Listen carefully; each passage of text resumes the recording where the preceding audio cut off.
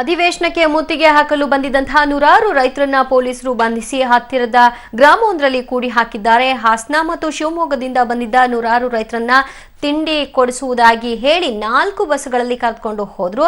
ನಂತರ ಅವರನ್ನ ಸುವರ್ಣಸೌಧ ಬಳಿಯ ಕೊಂಡಸಕೊಪ್ಪ ಗ್ರಾಮದಲ್ಲಿ ಕೂಡಿ ಹಾಕಿದ್ದಾರೆ. ಪೊಲೀಸರ ಈ ವರ್ತನೆಗೆ ರೈತ ಮುಖಂಡರು ಆಕ್ರೋಶವನ್ನ ವ್ಯಕ್ತಪಡಿಸಿದ್ದಾರೆ.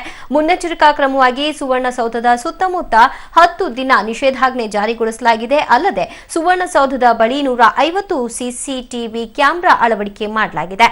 ಇತ್ತ ರೈತರನ್ನ ಬಂಧಿಸಿರುವಂತಹ ಕ್ರಮವನ್ನ ಗೃಹ ಸಚಿವ ಡಾಕ್ಟರ್ ಜಿ ಪರಮೇಶ್ವರ್ ಸಮರ್ಥಿಸಿಕೊಂಡಿದ್ದಾರೆ. ಪೊಲೀಸರು ಸುಮ್ಮನೆ ಯಾರನ್ನು ಕೂಡ ಬಂಧಿಸಲ್ಲ, ಕಾನೂನು ಸುವ್ಯವಸ್ಥೆ ಹಾಳಾಗುತ್ತೆ ಎಂಬ ಉದ್ದೇಶದಿಂದ ಅರೆಸ್ಟ್ ಮಾಡಿದ್ದಾರೆ ಅಂತ ತಿಳಿಸಿದ್ದಾರೆ. ಓಕೆ, ಇದೇ ವಿಚಾರಕ್ಕೆ ಸಂಬಂಧಪಟ್ಟ ಹಾಗೆ ಅಧಿವೇಶನ ಆರಂಭವಾದಾಗ ಜಗದೀಶ್ ಶೆಟ್ಟರ್ ಅವರು ಪ್ರಸ್ತಾಪ ಮಾಡ್ತಾರೆ. ರೈತರನ್ನ ಬಂಧಿಸಿರುವಂತಹ ಒಂದು ವಿಚಾರಕ್ಕೆ ಸಂಬಂಧಪಟ್ಟ ಹಾಗೆ ರೈತ ವಿರೋಧಿ ಸರ್ಕಾರ ಎಂಬ ಘೋಷಣೆಯನ್ನ ಕೂಗಿ ಅವರು ಸಂತಾಪ ಸೂಚನೆಯ ವೇಳೆ ಚರ್ಚೆಗೆ ಗ್ರಾಸವಾಗುತ್ತೆ. ಈ ಸಂದರ್ಭದಲ್ಲಿ ಮುಂಜಾಗ್ರತಾ ಕ್ರಮವಾಗಿ ನಾವು ಬಂಧನಕ್ಕೆ ಒಳಪಡಿಸಿದ್ದೇವೆ ವಿನಃ ನಾಳೆ ಬಿಡುಗಡೆ ಮಾಡ್ತೀವಿ, ನಾವು ಅವ್ರನ್ನೇನು ಬಂಧಿಸಿ ಕೂಡಿಡಬೇಕು ಅನ್ನುವಂತಹ ಉದ್ದೇಶ ಅಲ್ಲ, ಇದರ ಬಗ್ಗೆ ಕ್ರಮವನ್ನ ತೆಗೆದುಕೊಳ್ಳಲಾಗಿದೆ ಅನ್ನುವಂತಹ ಒಂದು ಮಾತುಗಳನ್ನ ಸಿಎಂ ಸಿದ್ದರಾಮಯ್ಯನವರು ಹೇಳಿದ್ರು. ಈ ಬಗ್ಗೆ ಹೆಚ್ಚಿನ ಡೀಟೇಲ್ಸ್ ಕೊಡ್ತಾರೆ ನಮ್ಮ ಪ್ರತಿನಿಧಿ ಜಾವೇದ್ ಅದೋನಿ. ಜಾವೇದ್, ಮುಂಜಾಗ್ರತಾ ಕ್ರಮವಾಗಿ ರೈತರನ್ನ ಬಂಧನಕ್ಕೆ ಒಳಪಡಿಸಿದ್ದೀವಿ ಅಂತ ಸರ್ಕಾರ ಹೇಳ್ತಾ ಇದೆ, ಅಂದ್ರೆ ಸಿಎಂ ಮತ್ತು ಪರಮೇಶ್ವರ್ ಅವರು. ಆದ್ರೆ ರೈತರ ಅಭಿಪ್ರಾಯ ಏನು ಈ ಕುರಿತಾಗಿ? ಅಂದ್ರೆ ತಿಂಡಿ ಕೊಡಿಸ್ತೀನಿ ಅಂತ ಕರ್ಕೊಂಡು ಹೋಗಿ ಬಂಧನ ಮಾಡೋದು ಅಂತ ಅಂದ್ರೆ ಏನರ್ಥ?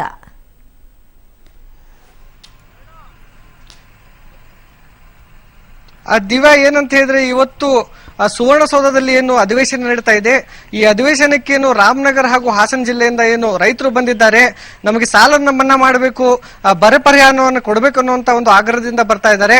ಅವರನ್ನ ಏನಂತ ಹೇಳಿದ್ರೆ ಒಂದು ಕಡೆ ಕೂಡಿ ಹಾಕುವಂತ ಕೆಲಸ ಮಾಡ್ಲಾಗ್ತಾ ಇದೆ. ಅವರನ್ನ ಏನಂತ ಹೇಳಿದ್ರೆ ಸುವರ್ಣಸೌಧಕ್ಕೆ ಹೋಗ್ಲಿಕ್ಕೆ ಬಿಡ್ತಾ ಇಲ್ಲ. ಸಾಕಷ್ಟು ಏನಂತ ಹೇಳಿದ್ರೆ ನೆಪಗಳನ್ನು ಒಡ್ಡುವ ಮೂಲಕ ಏನಂತ ಹೇಳಿದ್ರೆ ರೈತರಿಗೆ ಒಂದು ಕಡೆ ತಂದು ಏನಂತ ಹೇಳಿದ್ರೆ ಇಡುವಂತ ಕೆಲಸ ಮಾಡ್ಲಾಗ್ತಾ ಇದೆ. ಇದನ್ನ ಬಂಧನ ಅಂತ ತಿಳ್ಕೋಬೇಕು ಅಥವಾ ಏನಂತ ಹೇಳಿದ್ರೆ ಏನು ಸರ್ಕಾರ ಮಾಡ್ತಾ ಇರುವಂತ ಒಂದು ಚಾಲಾಕಿತನ ಅಂತ ತಿಳ್ಕೋಬೇಕು ಅನ್ನುವಂಥದ್ದು ಗೊತ್ತಾಗ್ತಾ ಇಲ್ಲ. ಸದ್ಯಕ್ಕೆ ಏನಂತ ಹೇಳಿದ್ರೆ ರೈತರು ಬೆಳಗ್ಗೆಯಿಂದ ಏನಂತ ಹೇಳಿದ್ರೆ ಏನು ತಮ್ಮ ಕೆಲಸಗಳನ್ನ ಎಲ್ಲ ಬಿಟ್ಟು ಜಿಲ್ಲೆಗಳಿಂದ ಇಲ್ಲಿ ಪ್ರತಿಭಟನೆ ಮಾಡ್ಲಿಕ್ಕೆ ಮುಂದಾಗಿದ್ರು. ಅವರನ್ನ ಏನಂತ ಹೇಳಿದ್ರೆ ಒಂದು ಕಡೆ ನಿರ್ಜನ ಪ್ರದೇಶ ಏನಿದೆ ಅಲ್ಲಿ ತಂದು ಇಡುವಂತ ಕೆಲಸ ಏನಂತ ಹೇಳಿದ್ರೆ ನಡ್ತಾ ಇದೆ. ದಿವ್ಯಾ, ಓಕೆ, ಇದಕ್ಕೆ ರೈತ ಮುಖಂಡರು ಏನ್ ಹೇಳ್ತಾ ಇದ್ದಾರೆ? ದಿವ್ಯಾ, ನಮ್ ಜೊತೆ ಸದ್ಯಕ್ಕೆ ಏನಂತ ಹೇಳಿದ್ರೆ ಪ್ರತಿಭಟನೆಗೆ ಬಂದಿರುವಂತ ಮಂಜೇಗೌಡ್ರೆ ಇದ್ದಾರೆ, ಹಾಸನಿಂದ ಬಂದಿದ್ದಾರೆ. ಏನು ತಮ್ಮ ಆಗ್ರಹವನ್ನು ತೆಗೆದುಕೊಂಡು ಇಲ್ಲಿಗೆ ಬಂದಿದ್ರಿ ತಾವು? ನೋಡಿ, ನಮ್ಮ ಆಗ್ರಹ ಇಷ್ಟೇ. ಈ ರಾಜ್ಯದಲ್ಲಿ ಈಗ ಭೀಕರವಾಗಿ ಬರಗಾಲ ಬಂದಿದೆ. ಎಲ್ಲ ಉತ್ತರ ಕರ್ನಾಟಕ ಇರ್ಬೋದು, ನಮ್ಮ ಕಡೆ ಮೈಸೂರು ಹಾಸನ ಭಾಗ ಇರ್ಬೋದು, ಒಂದು ಕೆರೆಯಲ್ಲಿ ಕುಡಿಯಕ್ಕೆ ನೀರಿಲ್ಲ. ಆಮೇಲೆ ಪೂರ್ತಿ ಸಂಪೂರ್ಣ ಎಲ್ಲಾ ಬೆಳೆಗಳು ಸಂಪೂರ್ಣ ಒಣಗೋಗಿದೆ. ಕಬ್ಬಿರ್ಬೋದು, ಭತ್ತ ಇರ್ಬೋದು, ರಾಗಿ ಇರ್ಬೋದು, ಶುಂಠಿ ಇರ್ಬೋದು, ಪ್ರತಿಯೊಂದು ಹಾಳಾಗಿದೆ. ಹಾಳಾಗಿ ಇವತ್ತು ನಾವು ಎಂತ ಪರಿಸ್ಥಿತಿ ಬಂದ್ಬಿಟ್ಟಿದೀವಿ ಅಂತಂದ್ರೆ ಸಂಕುಣಿಗೆ ಮನಲಿ ಇವತ್ತು ಪ್ರತಿಯೊಬ್ಬರು ಇವತ್ತು ಸಾಯ ಪರಿಸ್ಥಿತಿ ಬಂದು. ಆದ್ರೂ ಯಾವುದೇ ರೈತರ ಮಕ್ಕಳು ಸಾಯಬಾರ್ದು. ಈ ರಾಜ್ಯಕ್ಕೆ ಈ ದೇಶಕ್ಕೆ ನಾವು ಅನ್ನ ಹಾಕಿದ್ದೀವಿ, ನಿಮ್ಗೆಲ್ಲ ಚೆನ್ನಾಗಿ ನೋಡ್ಕೊಂಡಿದೀವಿ.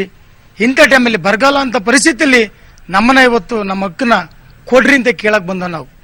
ಇವತ್ತು ಸಂಪೂರ್ಣ ರೈತ ಸಾಲ ಏನಿದೆ ಅದ ಸಂಪೂರ್ಣ ರೈತರ ಸಾಲನ ಮನ್ನಾ ಮಾಡಿ ಎಲ್ಲಾ ಭಾಗದ ಕೆರೆಗಳಿಗೆ ನೀರು ತುಂಬಿಸಿ, ಅದು ನೀರು ದನ ಕರುಗಳಿಗೆ ಕುಡಿಯಕ್ಕೆ ನೀರು ತುಂಬಿಸಿ ಅಂತ ಹೇಳಿ ಕೇಳಕ್ ಬಂದಂತ ಜನನ ಇವತ್ತು ಎಲ್ಲೆಲ್ಲಿ ಬೇಕು ಅಲ್ಲೆಲ್ಲ ದಾರಿ ತಪ್ಸನ್ನ ಕೂಡಾಕದ ಕೆಲಸನ ಇವತ್ತು ಸರ್ಕಾರ ಮಾಡ್ತೈತೆ. ಸರ್ಕಾರಕ್ಕೆ ಇವತ್ತು ನಾಚಿಕೆ ಆಗಬೇಕು. ಅದರಲ್ಲಿ ಇವತ್ತು ಹಾಸನ ಜಿಲ್ಲೆ ಹೆಣ್ಮಕ್ಳು ಮತ್ತೆ ರಾಮನಗರ ಏನ್ ಬಂದ್ರು ಆ ಕಡೆ ಜಿಲ್ಲೆ ಜನ, ನಾವು ರೈಲ್ವೆ ಸ್ಟೇಷನ್ ಬರ್ಬೇಕಾದ್ರೆ ತಿಂಡಿ ತಿನ್ನಕ್ ಹೋಗ್ಬೇಕಾದ್ರು ತಿಂಡಿ ತಿನ್ನಕ್ಕೂ ಸತ ಬಿಡದಲ್ಲ ಸರ್ಕಾರ ಇವತ್ತು ನಮ್ಮನ್ನ ಅವ್ರ ಯಾನಲ್ಲಿ ಪೊಲೀಸ್ ಯಾನಲ್ಲಿ ಈ ಕಳ್ಳರನ್ನ ಪೈಕರನ್ನ ಈ ಕದಿಮ್ರ ಏನ್ ಎಳ್ಕೊಂಬತ್ತಾರೆ ಆ ಟೈಪ್ ನಮ್ಮನ್ನ ಕರ್ಕೊಂಡ್ ಬಂದ್ರು. ನಾಚಿಕೆ ಆಗ್ಬೇಕು ಇವತ್ತು ಸರ್ಕಾರ. ನಾವ್ ಎದರಲ್ಲ, ನೀವ್ ಹೇಳ್ರಿ ನಾವು ಜೈಲಿಗೆ ಬರಕ್ಕೂ ತಯಾರಾಗಿದ್ದೀವಿ.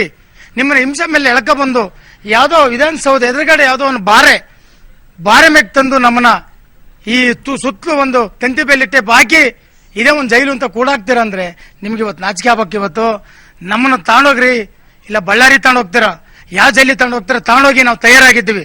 ಬಟ್ ಸರ್ಕಾರಕ್ಕೆ ನಾಚಿಕೆ ಆಗ್ಬೇಕು. ನಮಗ್ ಕೇಳಕ್ ಬಂದಿರೋದು ನಮ್ಮ ಹಕ್ಕನ್ನ ನೀವು ದಯವಿಟ್ಟು ನಮ್ಮ ಹಕ್ಕನ್ನ ನಮಗೆ ಕೊಡಬೇಕು. ಕೊಡ್ಲಿಲ್ಲ ಅಂದ್ರೆ ನಾವು ವಿಧಾನಸೌಧ ಏನು ಮುತ್ತಿಗೆ ಹಾಕ್ತೀವಿ ಅಂತ ಹೇಳಿದೀವಿ, ನಾವು ತಯಾರಾಗೇ ಬಂದಿದ್ದೀವಿ.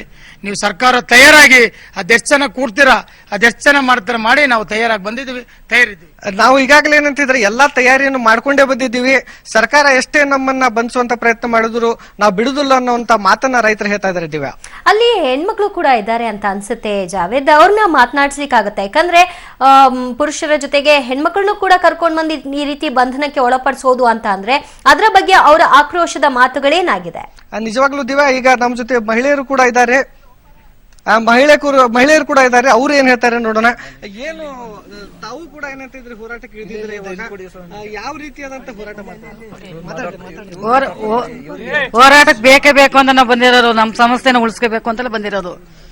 ನಮ್ ಕಷ್ಟ, ನಮ್ ರೈತರ ಸಂಘ, ನಾವು ಸಾಯೋದು ಬದುಕೋದು, ರೈತರುಗಳಿಗೆ ಗೋಳು ನೀರಿಲ್ಲ, ದನಿಕರಿಗೆ ಜಮೀನಿಗೆ ಪೈರಿಲ್ಲ, ಒಣಗೋಗಿದೆ.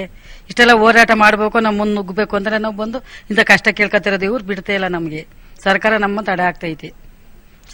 ಸರ್ಕಾರ ಏನಂತ ಇದ್ರೆ ತಡೆ ಹಾಕುವಂತ ಕೆಲಸ ಮಾಡ್ತಾ ಇದೆ ಅನ್ನುವಂತ ಆ ಮಾತನ್ನು ಕೂಡ ಮಹಿಳೆಯರು ಕೂಡ ಹೇಳ್ತಾ ಇದ್ದಾರೆ. ದಿವ್ಯಾ, ಥ್ಯಾಂಕ್ ಯು ಜಾವೇದ್ ನಿಮ್ಮೆಲ್ಲ ಮಾಹಿತಿಗೆ.